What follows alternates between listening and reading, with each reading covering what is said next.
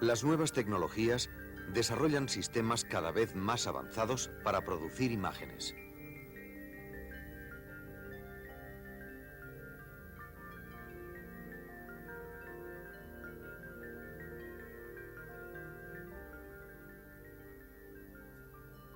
Los medios de comunicación están llevando a cabo un desarrollo acelerado. La sociedad vive sumergida en imágenes.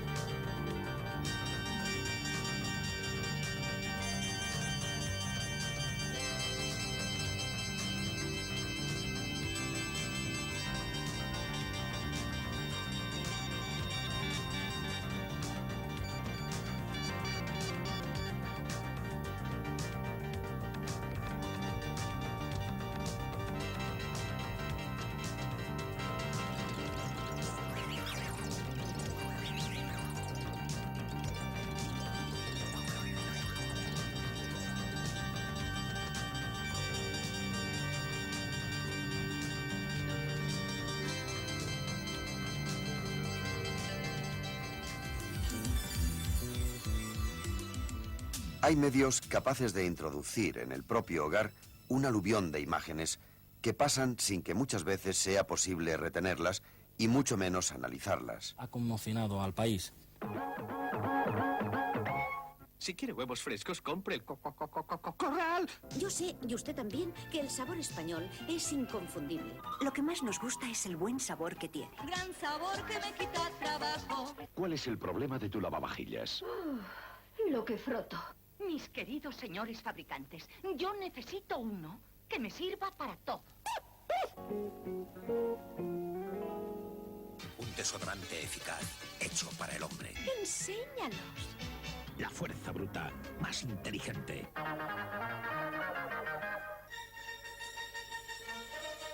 El consumo indiscriminado de mensajes audiovisuales incita a la pasividad. Falcon Crest.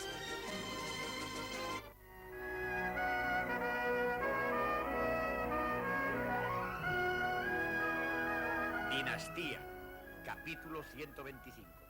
La educación en el lenguaje de las imágenes es una de las alternativas para recuperar un espíritu crítico y creativo frente a los medios de comunicación. Solo tienen que conectar su televisor a la misma hora y nos tendrán aquí en punto.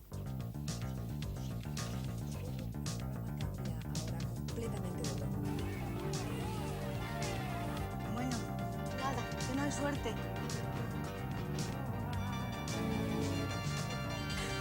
Antes.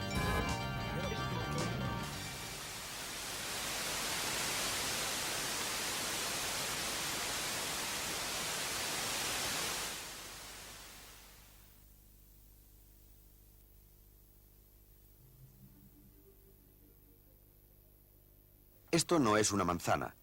No sabe a manzana. No huele a manzana. No se puede tocar más que el cristal de una pantalla de televisión. Es la imagen de una manzana. Los primeros espectadores cinematográficos creyeron que un tren les iba a arrollar. Confundieron la imagen con la realidad.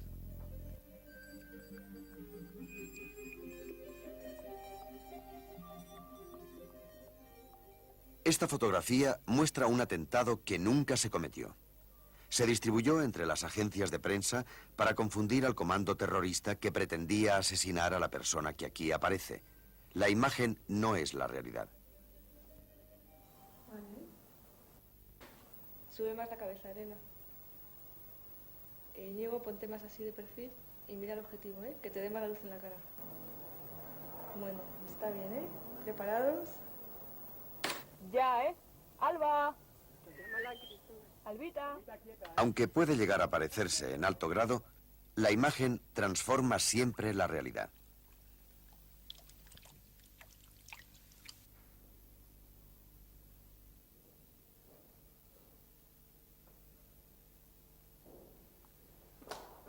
La luz, el color, el encuadre y otros muchos aspectos intervienen en el registro de la realidad.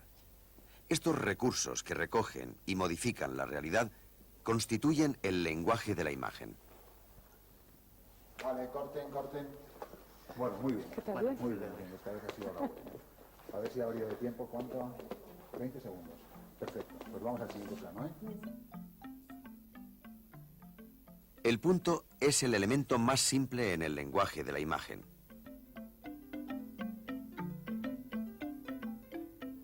El punto tiene una dimensión variable, de la mínima expresión del grano de la emulsión fotográfica a la superficie ya apreciable de un objeto.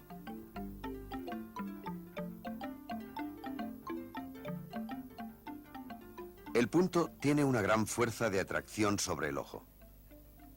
Cuando en una misma superficie se introduce una serie de puntos, se produce entre ellos y las mismas esquinas una fuerte atracción visual. Cuando aparecen varios puntos relativamente cercanos, se tiende a verlos agrupados, cobrando formas geométricas.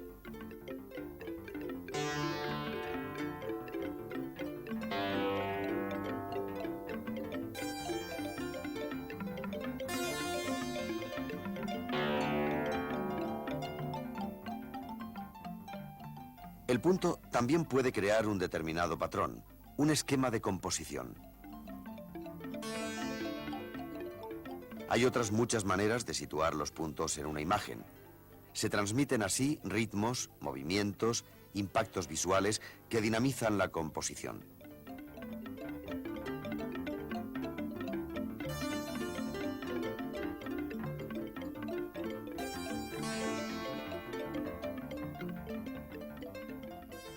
La imagen también es capaz de transmitir informaciones que se identifican con otros sentidos como el tacto. El punto se asocia entonces con la textura de una determinada superficie. Se trata de hacer de un signo tan sencillo un desencadenante premeditado de sensaciones.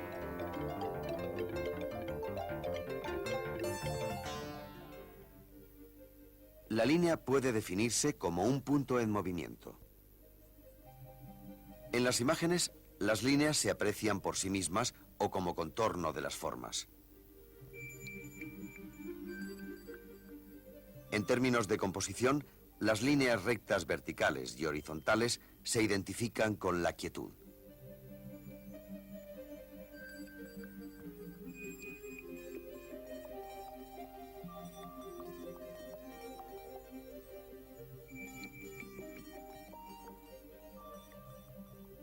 Las líneas oblicuas y las curvas consiguen acción y movilidad.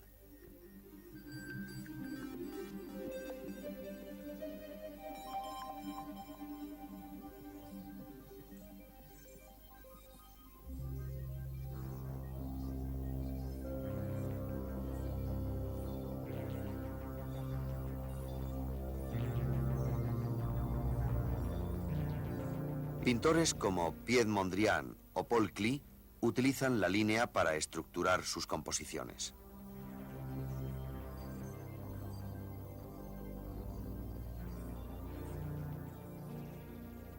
En el cómic, la línea cumple funciones similares a las del punto, como textura, patrón o movimiento.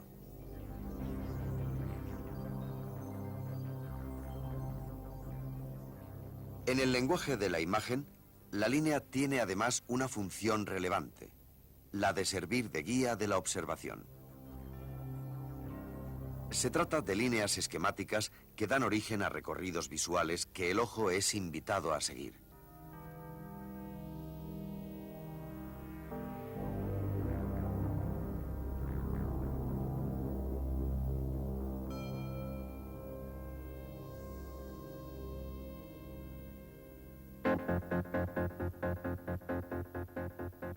En el encuadre de una imagen, influye de una manera determinante la dimensión de la propia imagen. La modificación del tamaño altera la sensación obtenida al contemplar una imagen. Los primeros espectadores del cinematógrafo difícilmente hubieran sentido pánico ante la locomotora que se les venía encima de haber asistido a la proyección de esas mismas imágenes en un televisor.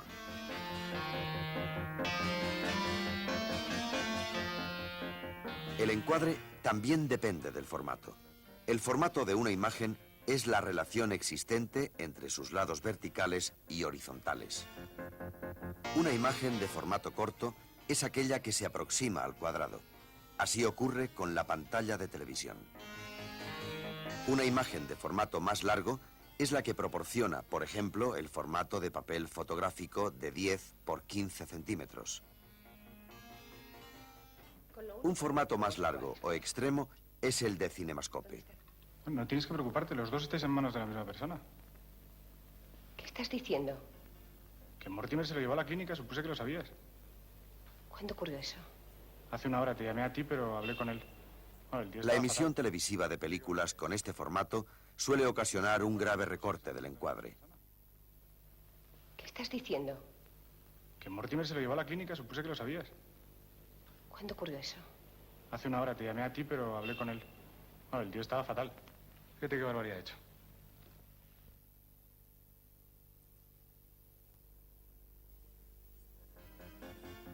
La composición interna del encuadre se configura al seleccionar el tamaño de lo representado.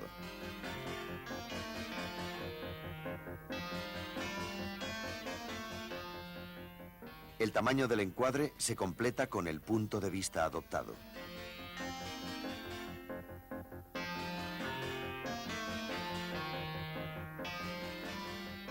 Estas composiciones son defectuosas. Los elementos escogidos para ser registrados dentro del encuadre pueden ordenarse atendiendo a criterios más adecuados. Desde antiguo, numerosos creadores de imágenes han venido tomando en cuenta la media dorada de Euclides o sección áurea de una línea. Si se aplica la sección áurea a los 4 lados de un encuadre, se obtienen los puntos de interés de una imagen. Inspirándose en la sección áurea, se puede establecer un rectángulo dividido en 9 partes iguales. Los 4 puntos internos se convierten en los puntos de fuerza que habrá que tener presentes a la hora de situar los centros de interés de cualquier imagen.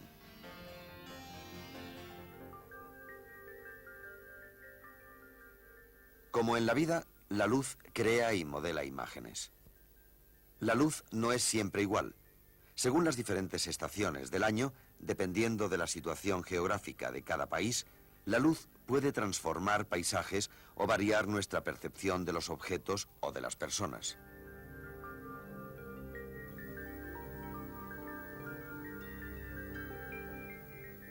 Claude Monet supo interpretar con su pincel la luz reflejada en diversas horas del día por la Catedral de Rouen. La diferente luz del levante español y de la fría Noruega es captada por Sorolla y Munch.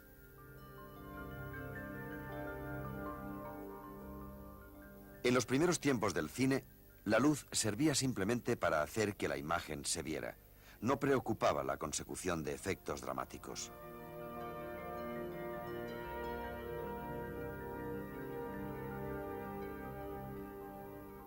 Más adelante, los primeros grandes directores de la historia del cine consideraron la luz como un factor fuertemente expresivo.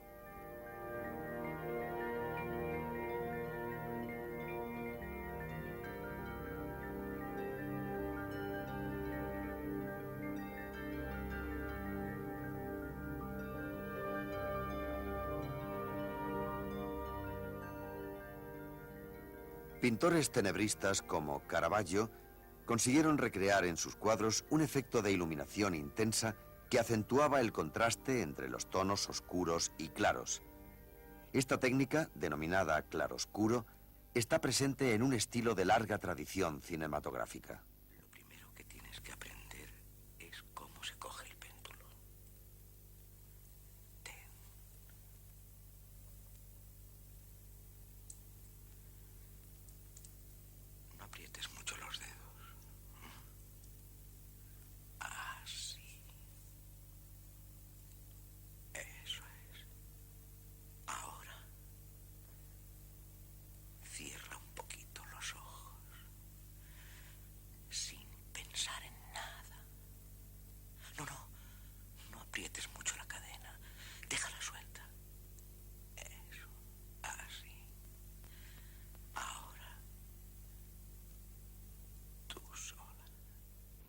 A diferencia de la iluminación en claroscuro, la iluminación tonal es difusa y sin una dirección determinada. Su uso supone la elección de un estilo con calidades expresivas muy diferentes. La verdad es que hacíais buena pareja, Natalia y tú. Oye, olvídame. Vuelve a tu psiquiátrico y déjame en el mío. Aquel es mucho más divertido, hombre. Todos son iguales. Estoy harta. Ah, pues él te quiere seguro, ¿eh? Porque todo esto lo ha hecho por ti. Me voy a volver loca. Claro, si esto es lo menos que puede hacer por Natalia. ¿Se ha vuelto loco por ti? Tú no conoces a tu compinche. Natalio no está loco. No lo ha estado ni lo estará nunca.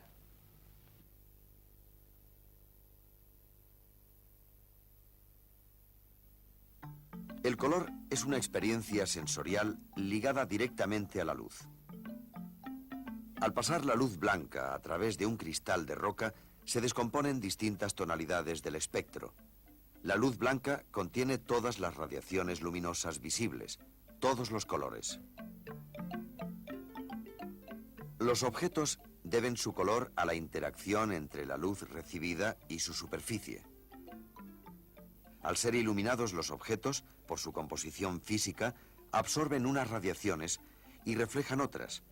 La retina del ojo capta justamente las radiaciones reflejadas. Estas flores son rojas porque reflejan las longitudes de onda rojas de la luz. El color depende siempre de la luz.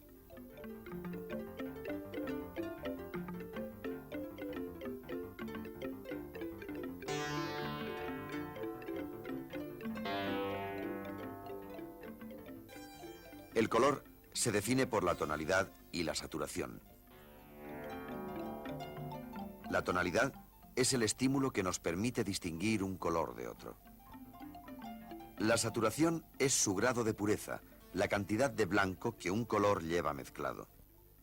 Yo antes no me pintaba los labios jamás. Solo cacao, en caso de corte. Hasta que alguien un día me besó y me llamó Sosa. El rojo, el verde y el azul son colores primarios. La adecuada mezcla aditiva de estos tres tonos permite la reproducción de los demás. Así se genera, por ejemplo, la imagen en color de televisión.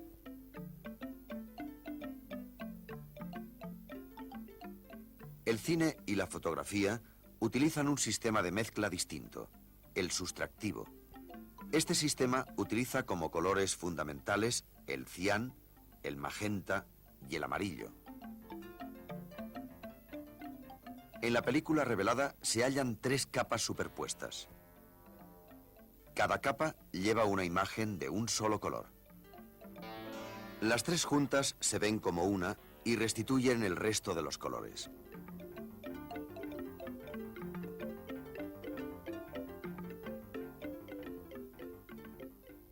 La luz blanca es la suma de todos los colores, pero con frecuencia hay alguno que predomina.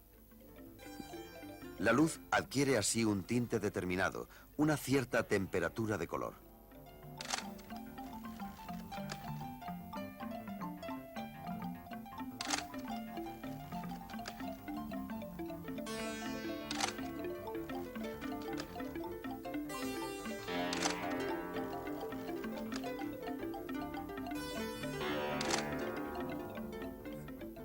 La temperatura de color de la luz natural varía según la hora y las condiciones meteorológicas. Cuando la luz se puede controlar, los creadores de imágenes juegan con el calor o la frialdad de los colores como un elemento estético más. Que va a ser uno de los días más bonitos de tu vida, como si te fueras a casar. Eso mismo dice el cura, pero yo no lo entiendo. Ay, yo tampoco, pero es igual. El caso es que vas a ir vestida de blanco igualita que una novia. Pues yo de mayor no me pienso casar. ¿Se puede saber por qué? Porque todas las novias tienen cara de tontas.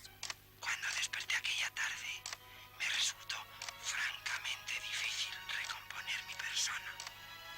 Pensé que la ciudad me había tocinado, mientras los restos de un huracán 10 veces más fuerte que el anterior me recorrían los sesos. Había vuelto a ocurrir más y mejor.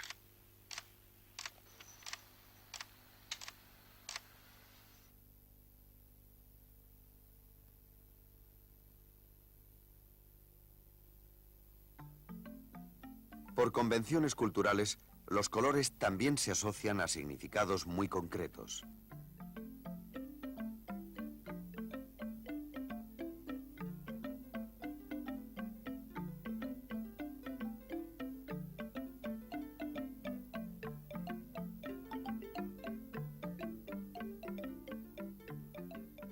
Los colores de la vestimenta también poseen un significado. Son la expresión de los gustos y la forma de ser de cada individuo.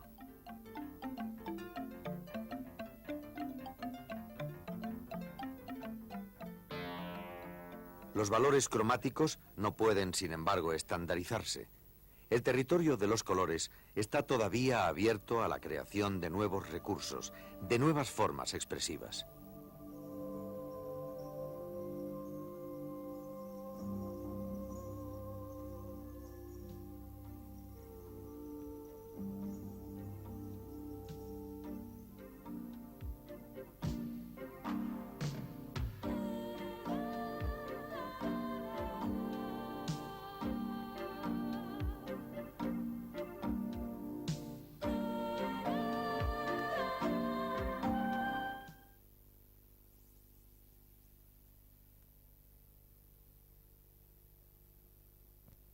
El conocimiento del lenguaje de las imágenes facilita su lectura y análisis. En este proceso de lectura hay que considerar además ciertas propiedades de las imágenes. La primera de estas propiedades es la iconicidad. Al analizar una imagen, se puede comprobar hasta qué punto se asemeja al objeto que representa.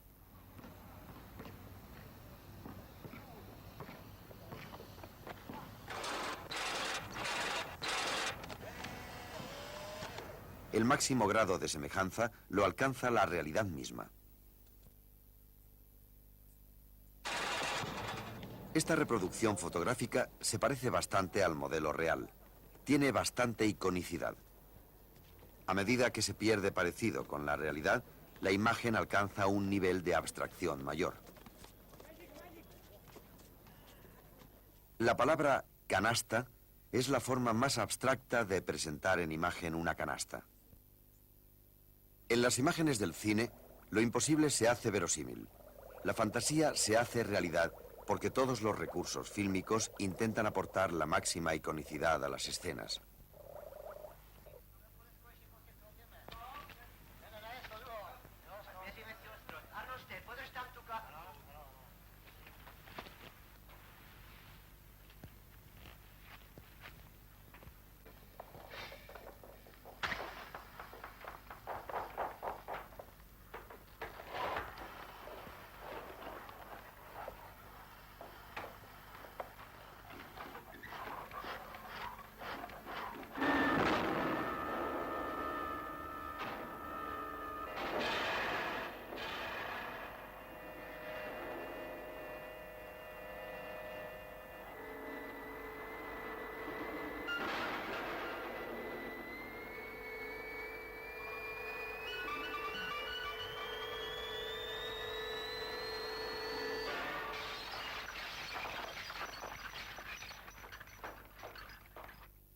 En este anuncio, el uso del blanco y negro, el cambio de vestuario y peinado, junto con la actitud diversa de la mujer en uno y otro caso, atenúan la iconicidad y confunden al lector. En muchos spots publicitarios se embellecen los productos distanciándolos de su aspecto ordinario. Es posible advertir la manipulación que se ejerce sobre los consumidores atendiendo a características que se relacionan con una reducción de la iconicidad.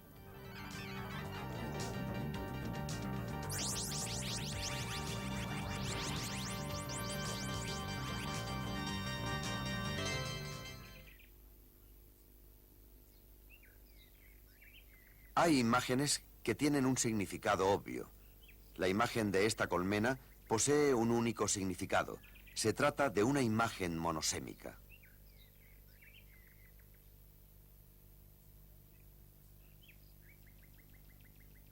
Sin embargo, en estas imágenes se refuerza la ambigüedad, la polisemia. El director de esta película ha extraído de la imagen de la colmena otros significados al margen del convencional. Alguien a quien yo enseñaba últimamente en mi colmena de cristal el movimiento de esa rueda tan visible como la rueda principal de un reloj.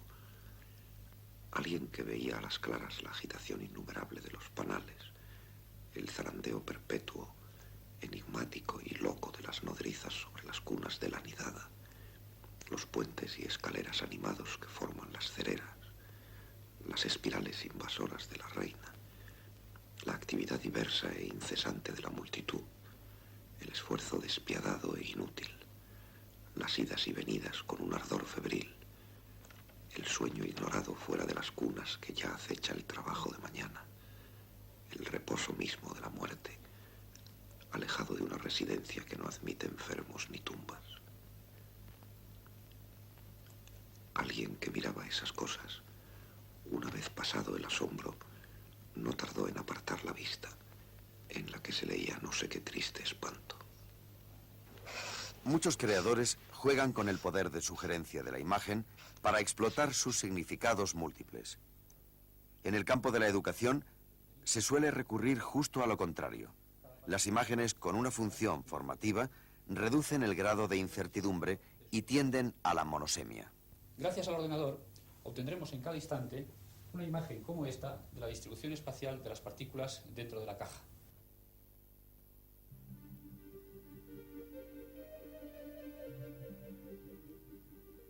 El grado de originalidad es otra de las propiedades de la imagen. En épocas muy distintas y con medios de expresión visual diversos, se encuentran creadores que hacen de la originalidad uno de sus rasgos distintivos.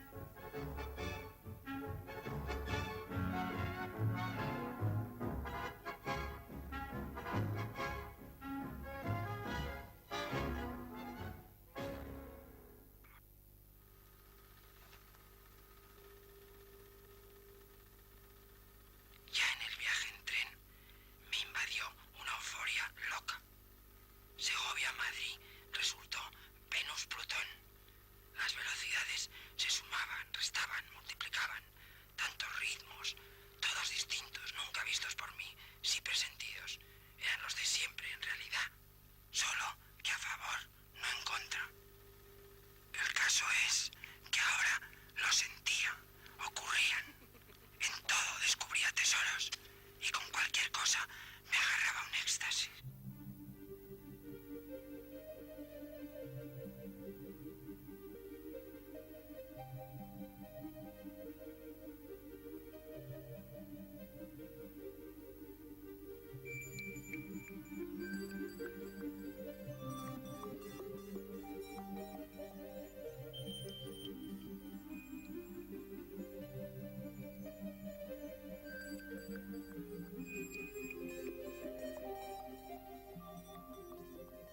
Mientras que algunos creadores hacen hincapié como valor intrínseco en la originalidad de los elementos que componen la imagen, en otros medios se busca la redundancia hasta llegar a crear estereotipos. Las imágenes que recibimos a través de los medios de comunicación de masas pueden hacer que se identifique la realidad como un conjunto de imágenes estereotipadas. Esa es una razón más para leer críticamente las imágenes. ¡Fantástico! No hay manera. Estos suelos no brillan. Lo que froto, lo poco que dura, la grasa. Viene a cenar el nuevo jefe de Juan. Hija, no sé si quedarás bien. No acabo de verlo limpio. ¿Y mi camisa de etiqueta? Está sucia.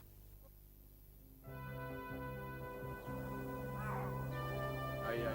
Mete... Yo lo aguanto más bajo. ¿Decir los dos? Para analizar una imagen se pueden tener en cuenta numerosos factores, algunos de los cuales se han revisado ya. La lectura de una imagen será tanto más profunda cuanto más se domine el lenguaje visual.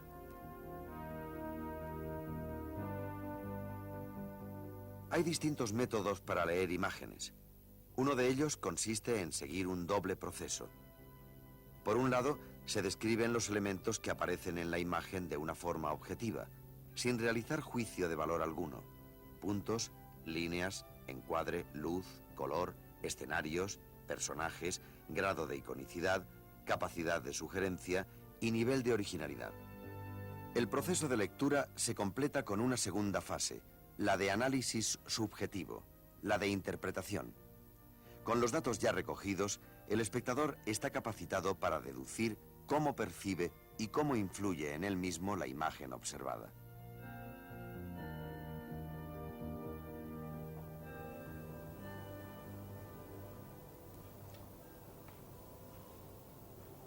El observador este, que en realidad es el que decíamos que era el creador de imágenes, al principio la idea era que estuviera con una cámara de vídeo y un monitor y que en el monitor se viera lo que se ve en la foto.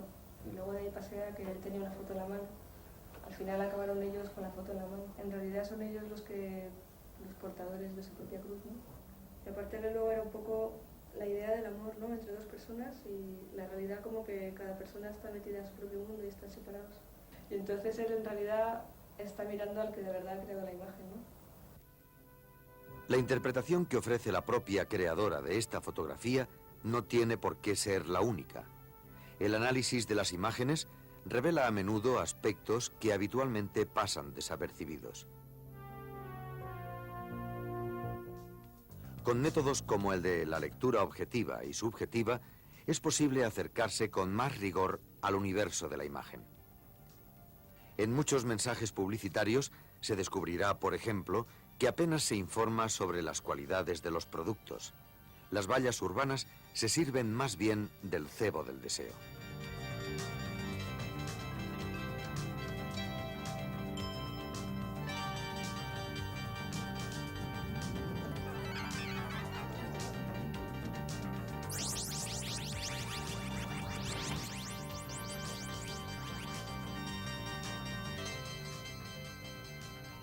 Algunas revistas, las llamadas revistas del corazón, ofrecen una versión edulcorada y alienante de la realidad. Al día siguiente, a las 10:15 de la mañana, 2 miembros de ETA militar atentaban contra este coche azul marino en el que viajaba Luis Rosón Pérez. En otros medios de comunicación, solo las malas noticias se convierten en noticia. Los responsables de la información filtran los hechos noticiables, potencian unos y eliminan otros. Este filtraje tiene mucho que ver con la ideología e intereses del emisor de los mensajes. ¿Tenemos una idea cabal de la realidad a través de la televisión? Han condenado este atentado.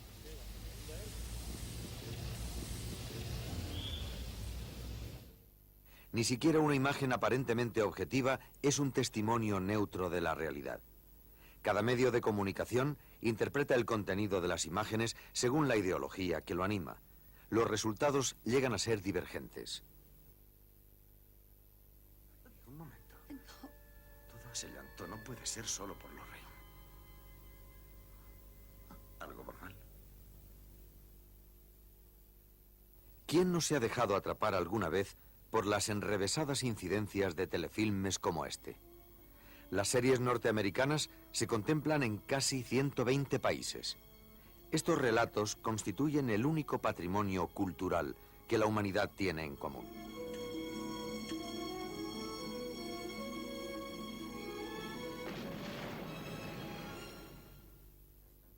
Los detentadores de los grandes medios de comunicación se sirven de los recursos de la imagen para satisfacer sus intereses, sean del género que sean.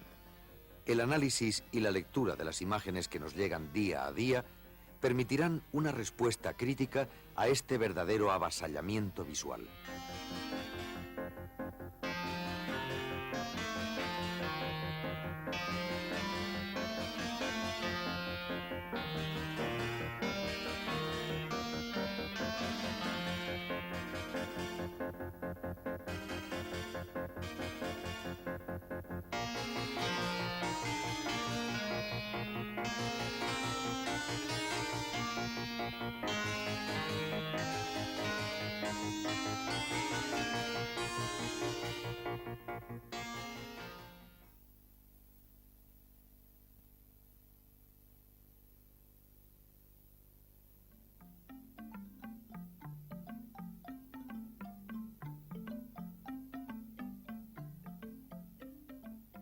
Una imagen debe ser fuente de sensaciones, pero también de experiencias.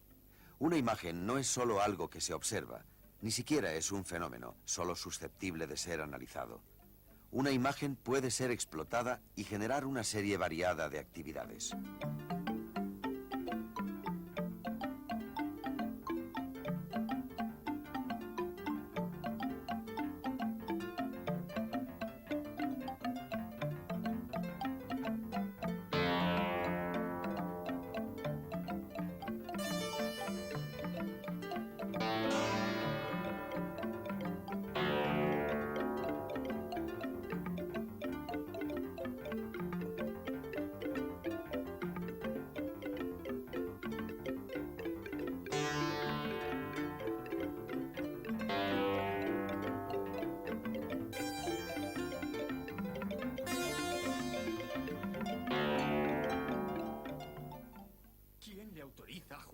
las vidas de los demás. Escúchame, esa no es su intención. Solo intenta ponerla en las manos de Dios. ¿Le das la razón? ¿Quién le autoriza a jugar con las vidas de los demás? Escúchame, esa no es su intención. Haz como que no te has dado cuenta, pero nos están analizando críticamente. ¿Le das la razón? Sí, leen críticamente nuestras imágenes.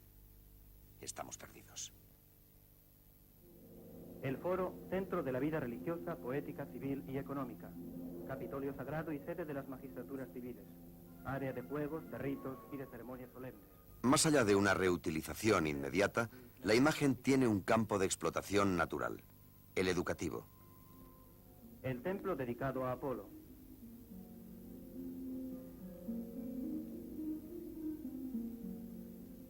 El grandioso edificio de Eumacria, patrona de la corporación de los Culones, servía quizá de depósito y venta de telas.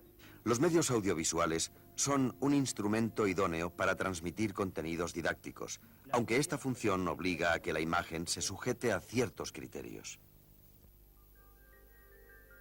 Esta imagen no es didáctica, tiene una sobrecarga de datos.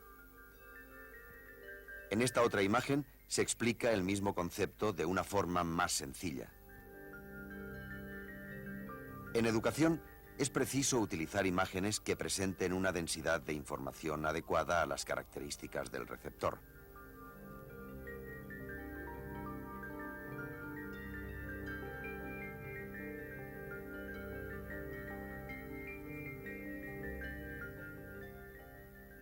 En esta secuencia se produce una pérdida de inteligibilidad, porque la imagen no se corresponde con el texto. El Panteón Real desempeña otra de las funciones fundamentales en el Escorial. Se abre entre la iglesia y la sacristía, situado debajo del altar mayor, buscando así un punto de referencia entre la idea de la muerte y el Santísimo, bajo la clave de la bóveda, símbolo de la bóveda celeste. Para que su eficacia sea máxima, las imágenes educativas han de cumplir una función integradora y complementaria del texto. Juan de Herrera estaba obsesionado con el sentido mágico y la percepción del cubo. Ello le llevó a escribir el Tratado de la Figura Cúbica. El Escorial es un cubo que contiene a su vez otros cubos que aíslan y relacionan una multiplicidad de aspectos religiosos, políticos, históricos y culturales de su época. Lucas Cambiaso, enigmáticamente, supo representar esa obsesión de Herrera por el cubo y lo hizo en la pintura mural que representa a la gloria en la bóveda del coro de la iglesia. El Dios Padre y el Dios Hijo descansan sus pies sobre un hermético cubo, el universo. A veces es incluso recomendable prescindir de un texto demasiado elaborado. El trasplante consiste en la extirpación de una parte del organismo y su inserción en una región del cuerpo del mismo o de otro individuo, sea o no de la misma especie.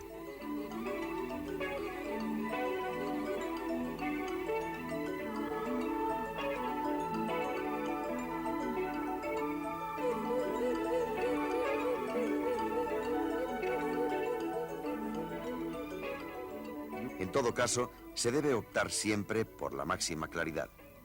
La secuencia lógica de información y una estructura en bloques sencillos ayudan a limpiar de elementos parásitos el discurso audiovisual. El corazón es un órgano motor. Impulsa la sangre en el aparato circulatorio.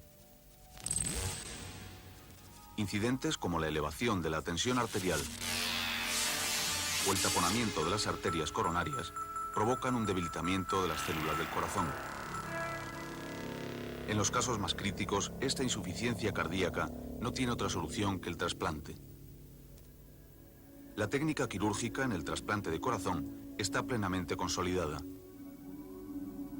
Durante la operación, el riego sanguíneo del paciente se efectúa mediante una máquina de circulación extracorpórea. Esta máquina se desconecta cuando el nuevo corazón ha sido injertado y está ya dispuesto para cumplir su función. La claridad obliga a que las imágenes educativas cumplan funciones precisas.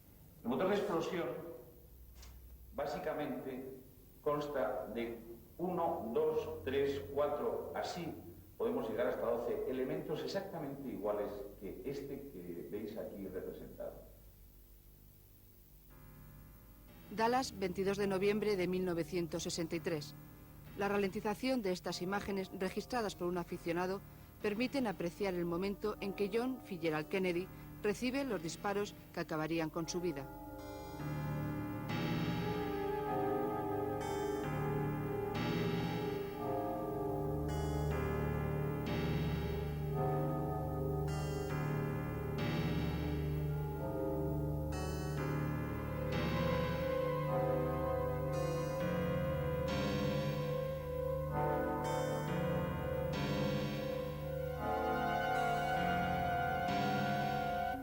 En la naturaleza encontramos ritmos puntuales y lineales.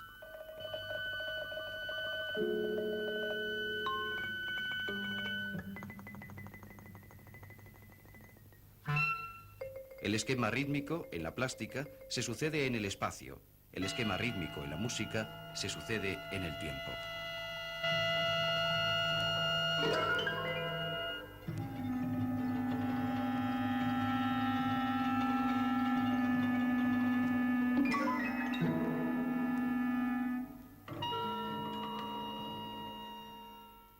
Si se corta una flor de un bosque, de un jardín, del borde de un camino y se la lleva al laboratorio, entonces se descubre esa vida oculta de la flor, que solo es posible ver con la intervención de la cámara de cine.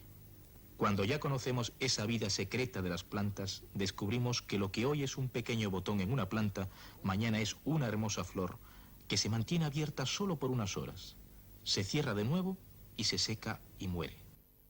Y porque todos estamos solos, o terminamos solos algún día. Los amantes sin el amado, el padre sin sus hijos, o los hijos sin sus padres, y el revolucionario puro ante la triste materialización de aquellos ideales que años atrás defendió con su sufrimiento en medio de atroces torturas.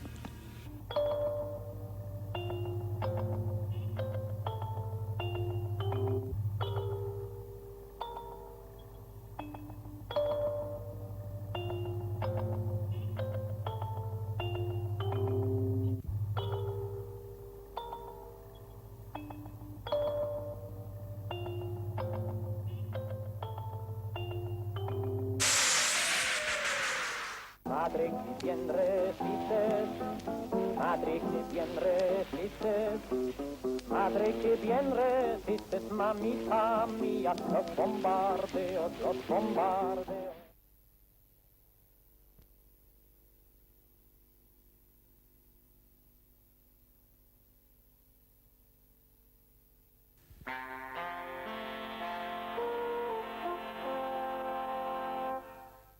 La televisión es uno de los medios en los que la imagen se explota con fines didácticos.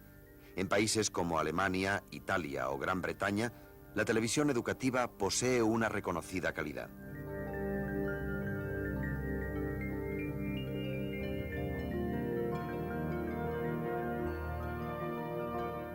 En nuestro país hubo en los años 60 una experiencia llevada a cabo por Televisión Española cuyos resultados fueron desiguales. Hola, muy buenos días, amigos. ¿Cómo estáis? ¿Habéis venido todos? Supongo que a ninguno se le habrá ocurrido hacer novillos, ¿verdad? Eso está feísimo. ¿Cómo? ¿Qué decís? ¿Que os encanta la televisión escolar? ¿Que todas las mañanas estáis deseando que lleguen las 11 para que empiecen nuestros programas? ¿Sí? Pues adelante con nuestras clases. En la actualidad existen emisiones de alcance autonómico con una metodología avanzada en línea con las tendencias de renovación pedagógica. TV3, la televisión autónoma catalana, tiene en antena Aula Visual. Un cop hem trobat a la paleta el color que buscàvem, ja podem pintar el paper. Aquest és un aspecte prou important i que hem de realitzar amb molta cura per tal que no en resultin colors bruts.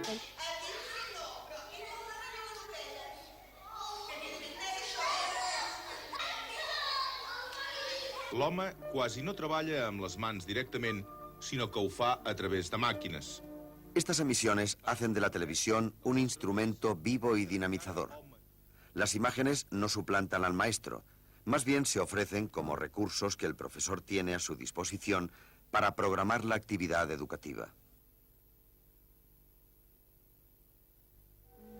Es fundamental en los planos la altura de la cámara.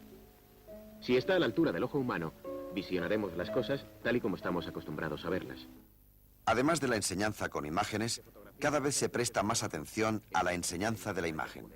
En algunos países, ya en la década de los 60, se empezó a incluir la enseñanza de la imagen dentro de los programas escolares. Estas secuencias pertenecen a una producción búlgara en la que se explican algunos de los principios del lenguaje cinematográfico. Si interesa destacar la manzana, haremos un primer plano. En nuestro país, diversos colectivos vienen trabajando desde hace años en la divulgación en el aula del lenguaje y la técnica de las imágenes. Este es el rodaje de Decisión, pensada y lograda por un grupo de alumnos de las escuelas profesionales del Padre Piquer, de Madrid. Vemos cómo se rodó y qué imagen se obtuvo.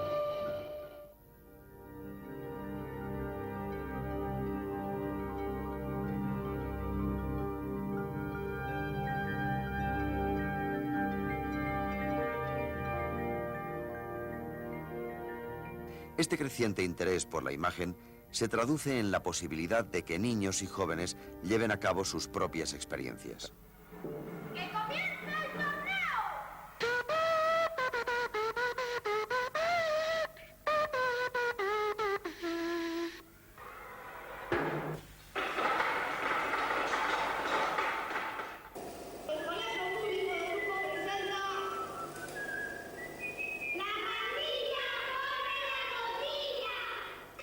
Mientras que los programas de más éxito en televisión raras veces abordan el mundo cotidiano del joven, las experiencias realizadas demuestran que los jóvenes creadores son capaces de utilizar las imágenes para tratar temas más próximos y reales.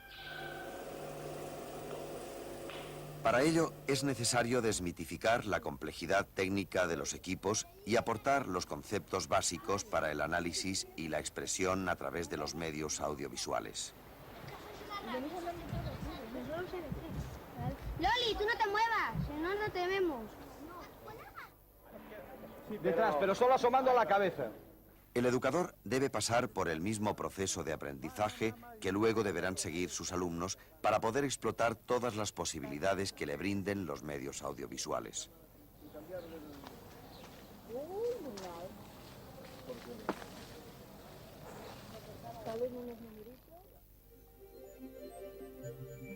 La sociedad vive sumergida en imágenes. Imágenes que a veces son un grito, una denuncia, un acicate de la libertad.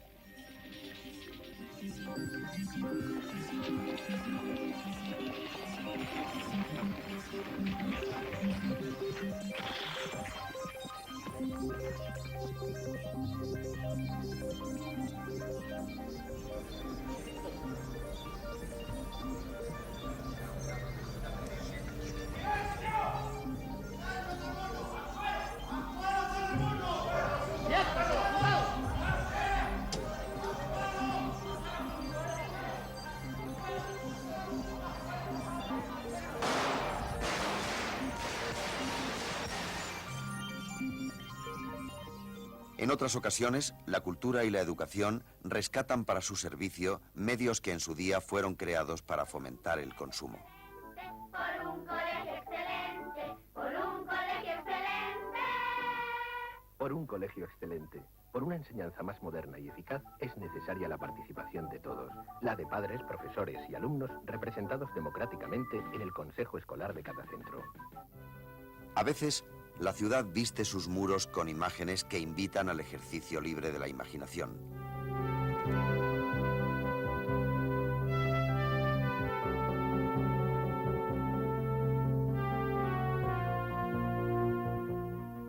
A veces, el ciudadano recibe en la calle imágenes que no le mueven a consumir nada y sí le recuerdan la existencia de artistas y creadores que hacen de la imagen su medio de expresión.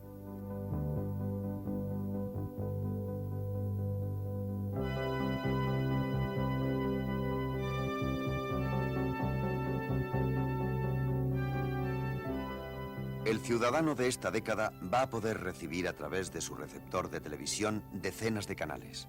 La información vendrá dada a través de la pantalla del receptor. Los periódicos cambiarán su soporte e incluso la actividad laboral de millones de personas podrá desarrollarse en el propio hogar. Solo espectadores que comiencen a formarse en algo más que la simple recepción pasiva de mensajes podrán hacer frente creativa y lúdicamente a un mundo de imágenes que aún puede cambiar en beneficio de la persona y la cultura.